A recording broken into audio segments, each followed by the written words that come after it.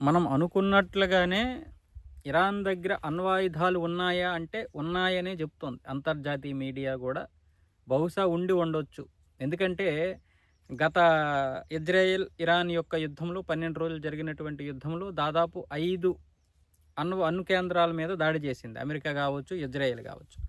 అయితే ఇప్పుడు ఇందులో దెబ్బతిన్నటువంటి ఆ యురేనియం మొత్తం కూడా శుద్ధి చేసినటువంటి యురేనియం, అలాగే దానికి కావాల్సినటువంటి మిగతా పరికరాలన్నింటినీ కూడా ఒక 16 పెద్ద ట్రక్కుల్లో, భారీ భద్రత కూడినటువంటి ట్రక్కుల్లో వాటికి సంబంధించినన్ని కూడా వేరే దగ్గరికి తరలించింది. కానీ ఎక్కడికి తరలించిందన్న విషయం తెలియలేదు అని అనుకున్న తర్వాత ఇప్పుడు అమెరికా ఇరాన్ మీద దాడి చేస్తానని చెప్పినా సరే ఇరాన్ భయపడకపోవడానికి, అలాగే ఇంకా అక్కడ ఉన్నటువంటి ఆందోళనకారుల్ని హింసించడానికి ఈ బాసద్ యొక్క దళాన్ని ఉపయోగించడానికి ప్రధాన కారణం ఇరాన్ దగ్గర కూడా అణ్వాయుధాలు ఉన్నాయి.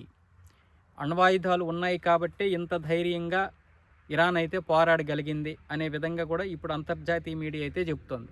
ముఖ్యంగా ఈ ఫోర్డ్లో ఉన్నటువంటి అణు కేంద్రం మీద దెబ్బతిన్న తర్వాత ఇప్పుడు నాటాంజ్, పాత నాటాంజ్ కేంద్రం ఉంది కదా, దానికి సమీపంలోనే పీకాక్ అనే పర్వతాల్లో ఒక పెద్ద సొరంగంలో దాదాపు 80 నుంచి 100 మీటర్లు లోతైనటువంటి ఒక సొరంగంలోనైతే మరొక కొత్తగా ఈ అణ్వాయుధాలు తయారు చేస్తున్నారు.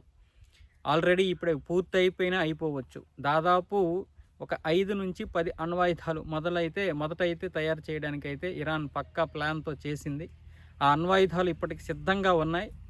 అణ్వాయుధాలు సిద్ధంగా ఉన్నాయి కాబట్టే అమెరికా ఒకవేళ ఏదైనా దాడి చెయ్యాలనుకున్నా, దాడి ఎప్పుడైతే చేస్తామన్నదో, అలాగైతే ఇరాన్ కనుక వాళ్ళ చేతిలోకి వెళ్ళిపోతుంది అనుకున్నప్పుడు ఇక లాస్ట్ చివరి నిమిషంలో ఈ యొక్క అణ్వాయుధాలు విడిచిపెట్టడానికి కూడా ఇరాన్ వెనకాడలేదు. అందుకే ఇప్పుడు ట్రంప్ వెనకడుగు వేశాడు అన్న విధంగా కూడా కొన్ని వార్తలు అయితే వస్తున్నాయి. అయితే ఈ విషయంలో ఇరాన్ ఇంతవరకు స్పందించలేదు, ఇరాన్ స్పందించదు కూడా. ఇప్పుడు ఇజ్రాయెల్కి పెద్ద సవాల్ ఏంటంటే ఇప్పుడు ఇరాన్ దగ్గర అణ్వాయుధాలు ఉన్నాయా లేవా?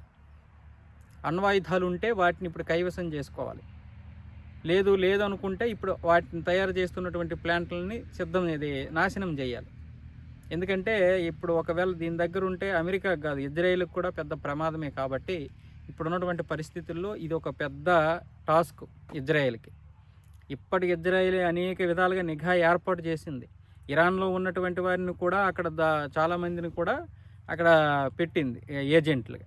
కాబట్టి ఇలాంటి పరిస్థితుల్లో ఒకవేళ కనుక అణ్వాయుధాలు ఉంటే పరిస్థితి అయితే మాత్రం మూడో ప్రపంచ యుద్ధానికి దారితీసినది తీయొచ్చు. లేదనుకుంటే అమెరికా వల్ల ఇరాన్ కానీ, ఇరాన్ వల్ల ప్రపంచం కానీ, లేదా అమెరికా వల్ల ప్రపంచం కానీ మొత్తం ఏదో ఒకటి జరిగే అవకాశాలు అయితే ఉంటాయి. ముఖ్యంగా మన ఆసియా ఖండానికి అతిపెద్ద ముప్పు అయితే ఏర్పడిపోతుంది. అందులో ఎటువంటి సందేహము లేదు. కాకపోతే ఈ పిచ్చోడు ఏ నిర్ణయం తీసుకుంటాడో తెలియదు.